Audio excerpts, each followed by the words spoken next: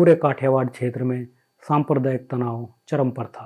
साथ ही काठियावाड़ कांग्रेस ने बंबई में एक बड़ी रैली कर जूनागढ़ की अंतरिम सरकार या आरजी हुकूमत बनाने का ऐलान कर दिया, जिसमें 6 सदस्य थे और जिसकी अगुवाई महात्मा गांधी के भतीजे समलदास गांधी कर रहे थे। जल्दी ही ये आरजी हुकूमत राजकोट पहुंच गई। 1 अक्टूबर को रियासत मंत्रालय के रीजनल कमिश्नर ने जूनागढ़ की सरदारगढ़ और बांटवा जागीरों का प्रशासन संभाल लिया। उसी दिन भारत पाकिस्तान की ज्वाइंट डिफेंस काउंसिल की मीटिंग भी होनी थी।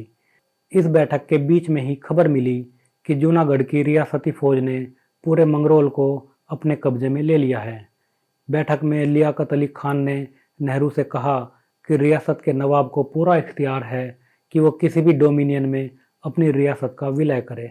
आखिरकार 4 अक्टूबर को सेना ने काठियावाड़ डिफेंस फोर्स को बाबरिया वार्ड और मंगरोल से जूनागढ़ की फौज को हटाने का प्लान बनाने का निर्देश दिया। इसके अगले दिन यानी 5 अक्टूबर को पाकिस्तान के प्रधानमंत्री को एक टेलीग्राम भेजा गया कि भारत पाकिस्तान के बीच बातचीत तभी संभव है जब जूनागढ़ की फौज वापस बैरकों में जाए और जूनागढ़ का पाकिस्तान में विलय खारिज कर वहां जनमत संग्रह कराया जाए। उसी शाम लियाकत अली खान ने जवाबी तार में लिखा कि अगर भारत सरकार बाबरिया वार्ड और मंगरोल की जूनागढ़ से आज़ादी पर तीसरे पक्ष की कानूनी सलाह मानने को तैयार हो तो पाकिस्तान जूनागढ़ को इन इलाकों से फौज वापस बुलाने का निर्देश दे सकता है। जवाब में नेहरू ने लिखा कि असली सवाल जूनागढ़ है और जब तक इस पर फैसला नहीं हो जाता तब तक किसी समझौते पर नहीं पहुंचा जा सकता। 16 अक्टूबर को लॉर्ड माउंटबेटन लाहौर गए। वहां से लौटकर उन्होंने नेहरू को बताया कि अगर डिटेल्स पता हों तो पाकिस्तान जूनागढ़ में जनमत संग्रह के लिए तैयार है। लेकिन केवल 5 दिन बाद लियाकत फिर से अपनी बात से मुकर गए। उन्होंने कहा कि मुझे पहले कराची में सचिवालय से बात करनी होगी और फिर कैबिनेट में, और उसके बाद ही जनमत संग्रह पर कोई फैसला लिया जा सकता है। जाहिर है पाकिस्तान सरकार का इरादा था कि कश्मीर पर कबायलियों और पाकिस्तान के सैनिकों के हमले से पहले किसी तरह मामले को टाला जाए और जब कश्मीर पर पाकिस्तान का कब्जा हो जाए तो जूनागढ़ के मामले को देखा जाए। कश्मीर पर पाकिस्तान ने 23 अक्टूबर को हमला किया। इससे पहले 22 अक्टूबर को मानवदर से खबर आई कि वहां खान ने बड़े पैमाने पर हिंदू नेताओं और व्यापारियों को गिरफ्तार करना शुरू कर दिया है। इस पर एक डीआईजी को पुलिस फोर्स लेकर वहां प्रशासन संभालने के लिए भेजा गया। पिछले कई दिनों से भारतीय सेना ने ब्रिगेडियर गुरदयाल सिंह के नेतृत्व में काठियावाड़ डिफेंस फोर्स या केडीएफ जूनागढ़ की सीमाओं पर तैनात तो कर दी थी, पर उन्हें ऑर्डर न मिलने तक जूनागढ़ में घुसने की मनाही थी। सरदार पटेल का कहना था कि डिप्लोमेसी का वक्त पूरा हो गया था और अब सेना को आदेश देने का वक्त आ गया था। सरदार पटेल का ख्याल था कि जूनागढ़ के नवाब को हिंदुस्तान की सैनिक क्षमताओं का अच्छे से नज़ारा कराया जाए, जिससे लड़ाई लंबी न चले। अब आज़ाद भारत के पहले ज्वाइंट मिलिट्री ऑपरेशन को शुरू कर दिया गया। इस ऑपरेशन को नाम दिया गया एक्सरसाइज पीस।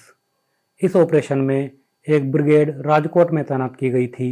कुमाऊं रेजिमेंट की एक बटालियन काठियावाड़ के जाफराबाद में उतारी गई और मंगरोल और पोरबंदर के समुद्र तटों पर नेवी और आर्मी के संयुक्त सैनिक अभ्यास शुरू कर दिए गए।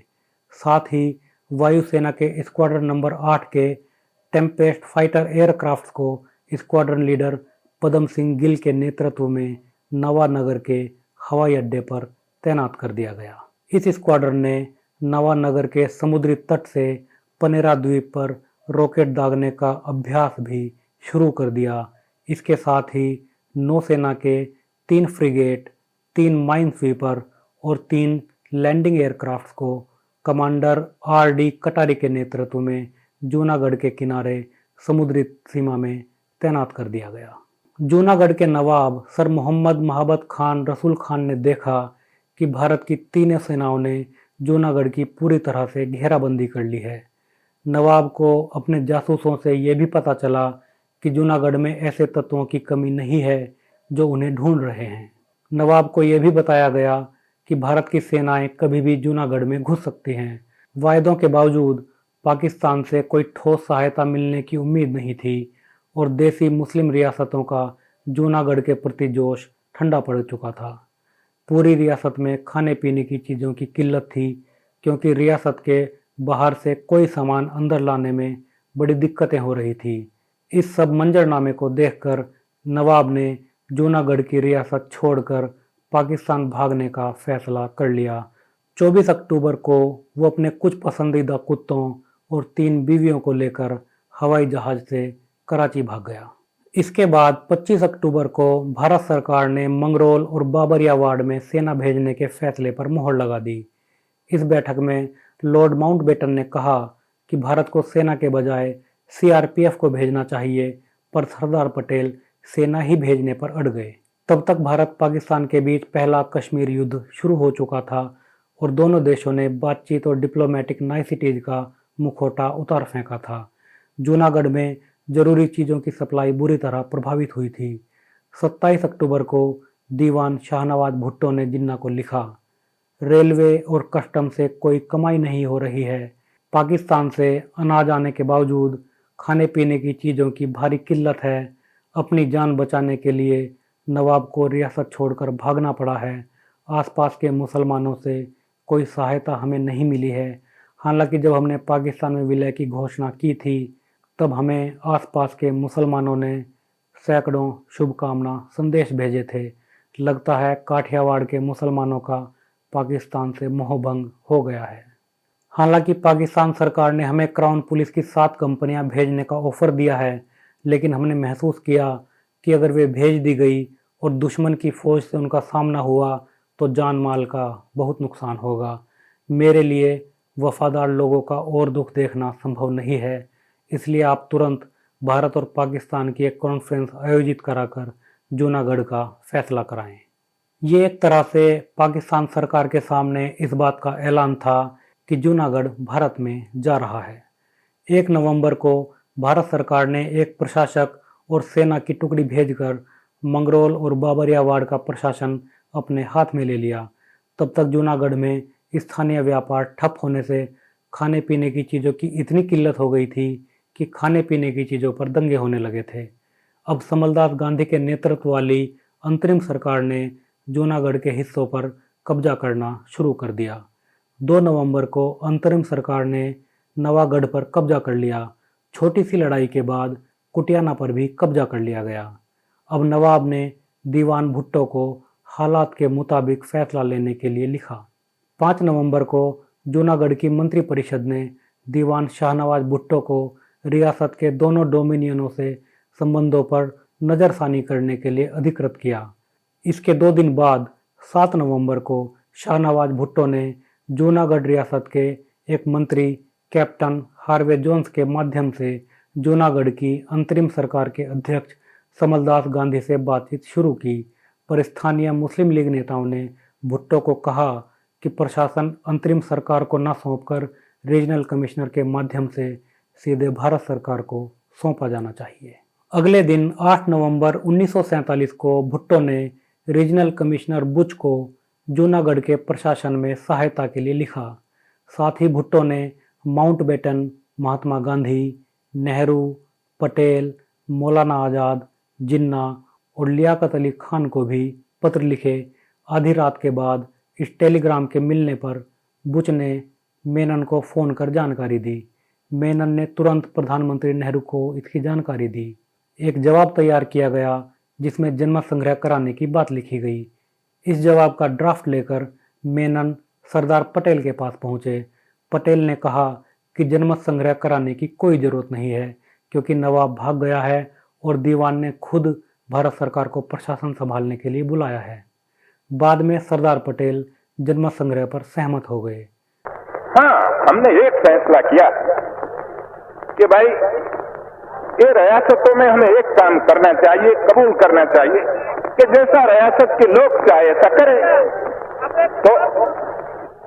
तो जैसे लोगों का लोकमत हो इस प्रकार करना चाहिए। तो लोकमत जैसा हैदराबाद में हो, कश्मीर में हो, हर जगह पर हो लोकमत इस प्रकार का करो। हमें कोई फैसला करने में इतराज नहीं है, लेकिन यदि कश्मीर में जो चलता है इस तरह से चलता रहे तो फिर लोकमत करने की क्या जरूरत। हम लड़ाई करके कश्मीर को ले ले तो फिर लोकमत की जगह कहाँ रही। अगले दिन 9 नवंबर को रीजनल कमिश्नर बुच और ब्रिगेडियर गुरदयाल सिंह जूनागढ़ पहुंचे, जहां जूनागढ़ रियासत के मंत्री कैप्टन हार्वे जोन्स और वहां के मुख्य सचिव ने शाम 6 बजे जूनागढ़ का प्रशासन ब्रिगेडियर गुरदयाल सिंह की उपस्थिति में भारत के रीजनल गवर्नर बुच को सौंप दिया। इसके एक दिन पहले जूनागढ़ रियासत का आखिरी दीवान शाहनवाज भुट्टो भागकर कराची चला गया था। उसी रात भारतीय सेना और पुलिस ने रियासत की फौज से हथियार जमा किए, खजाने, तोशाखाने और बाकी स्टोर्स को सील किया और हर सरकारी ऑफिस और इमारत को अपने नियंत्रण में ले लिया। ये बताना जरूरी है कि इस बीच एक भी विरोध की घटना नहीं घटी। यहाँ थोड़ी बात ब्रिगेडियर गुरदयाल सिंह के बारे में। उनके पूरे परिवार को 47 के दंगों के दौरान पश्चिमी पंजाब में कत्ल कर दिया गया था, लेकिन ब्रिगेडियर ने अपने निजी जीवन की घटनाओं से अपने सैनिक आदर्शों को नकारात्मक रूप से प्रभावित नहीं होने दिया। बाद में खुद जूनागढ़ के मुस्लिम नेताओं ने गवाही दी कि भारतीय सेना नायकों का व्यवहार किसी भी तरह सांप्रदायिक नहीं था। 2 दिन बाद 11 नवंबर को पाकिस्तान के प्रधानमंत्री ने नेहरू को लिखा कि जब एक बार जूनागढ़ रियासत का पाकिस्तान में विलय हो गया है तो दीवान या नवाब के पास ये अधिकार ही नहीं है कि वो भारत के साथ कोई समझौता कर सकें। पाकिस्तान ने मांग की कि भारत जूनागढ़ से अपनी फौज को वापस बुलाए, नवाब को दोबारा गद्दी पर बिठाया जाए और अंतरिम सरकार को जूनागढ़ से बाहर भेजा जाए तो पाकिस्तान जूनागढ़ पर कॉन्फ्रेंस में हिस्सा लेने के लिए तैयार होगा। प्रधानमंत्री नेहरू ने जवाबी तार में इन सब मांगों को मानने से इनकार कर दिया और जल्द से जल्द जनमत संग्रह कराने का वायदा किया। जब 13 नवंबर 1947 को सरदार पटेल ने जूनागढ़ का दौरा किया तो उन्होंने बहाउद्दीन कॉलेज के मैदान में एक बड़ी जनसभा को संबोधित किया। सरदार ने वहीं जनता से हाथ उठाकर ये बताने को कहा कि वो पाकिस्तान में मिलना चाहते हैं या भारत में। तुरंत 10,000 से ज़्यादा हाथ भारत के समर्थन में उठ गए, जबकि पाकिस्तान के समर्थन में कोई हाथ नहीं उठा। इसके बाद सरदार पटेल सोमनाथ मंदिर देखने प्रभास पत्तन गए। सोमनाथ के खंडहरों को देखकर उनका मन दुखी हो गया और उन्होंने वहीं इस मंदिर के पुनर्निर्माण की घोषणा कर दी। नवानगर के जाम साहिब ने 1 लाख रुपए के डोनेशन की घोषणा की, जबकि समलदास गांधी ने 51,000 रुपए देने की घोषणा की। इस सब के बाद कराची में रह रहे जूनागढ़ के पूर्व नवाब ने पाकिस्तान में भारत के हाई कमिश्नर श्री प्रकाश से भेंट कर उनसे गुजारिश की कि अगर उसे भारत लौटने की इजाज़त दी जाए तो वो जूनागढ़ को भारत में विलय कर सरदार पटेल को पसंद किसी भी मॉडल पर जूनागढ़ को एक लोकतांत्रिक प्रांत घोषित करने के लिए तैयार है। पर सरदार पटेल ने पहले ही श्री प्रकाश को कहलवा दिया था कि पूर्व नवाब के साथ किसी तरह का वायदा न करें।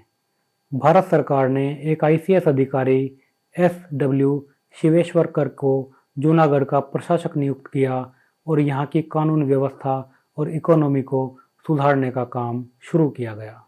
सबसे पहले पूर्व नवाब के कुत्तों का बोझ सरकारी खजाने से हटाया गया। इससे 16,000 रुपये महीना का खर्च बच गया। खजाने की जांच में पाया गया कि नवाब अपने साथ 1,29,34,700 रुपये कराची लेकर भाग गया है। भारतीय रिजर्व बैंक ने इतने ही रुपए के डुप्लीकेट नोट जूनागढ़ के खजाने में जमा करवाए और इस तरह जूनागढ़ के खजाने में हुई लूट का बड़ा हिस्सा भारत को वापस मिल गया। और ये तो खाली बातों है। जूनागढ़ का तो फैसला हो गया, अभी उसमें कोई चीज बनने वाली है नहीं। यूनो में जाओ, दुनिया पार जाओ, उसमें कोई चीज नहीं बन सकती। वो तो हो गई बात। अब जो जफरुल्लाह साहिब कहते हैं कि जूनागढ़ तो यूनो में जाएगा, यूनो में क्या जाएगा। इसके बाद 20 फरवरी 1948 को CB नगरकर के सुपरविजन में जूनागढ़ का जनमत संग्रह कराया गया। 2,01,457 मतदाताओं में से 1,90,870 ने अपने मताधिकार का प्रयोग किया। इनमें से केवल 90 मतदाताओं ने जूनागढ़ के पाकिस्तान विलय के पक्ष में वोट डाला। जूनागढ़ से संबंधित रियासतों में 31,434 में से केवल 39 पाकिस्तान के पक्ष में थे। ब्रिटेन के संडे टाइम्स और डेली टेलीग्राफ अखबारों के संवाददाता उस दिन जूनागढ़ में ही थे और उन्होंने घोषणा की कि जन्म संग्रह पूरी ईमानदारी से कराया गया था। 20 फरवरी 1949 को जूनागढ़ का 2 महीने पहले बने सौराष्ट्र प्रांत में विलय कर दिया गया। 1956 में सौराष्ट्र का बम्बई प्रांत में विलय किया गया और जब 1960 में बम्बई प्रांत के 2 हिस्से कर महाराष्ट्र और गुजरात प्रांत बनाए गए तो जूनागढ़ क्षेत्र भी बाकी सौराष्ट्र क्षेत्र की तरह गुजरात के हिस्से में आया। उधर पूर्व नवाब और उसका परिवार कराची में बस गए। 17 नवंबर 1959 को 61 साल के महाबत खान की मृत्यु हो गई। वो और उसके बेटे खुद को बाद में भी जूनागढ़ का नवाब मानते रहे और पाकिस्तान सरकार ने जूनागढ़ के इन तथाकथित नवाबों के निर्वासित सरकार के भ्रम को आज तक बनाए रखा है। 1976 में पूर्व नवाब के बेटे दिलावर खान को पाकिस्तान के सिंध प्रांत का गवर्नर बनाया, पर अगले साल जब जनरल जियाउल हक ने भुट्टो का तख्ता पलटा तो सिंध के गवर्नर को भी घर भेज दिया।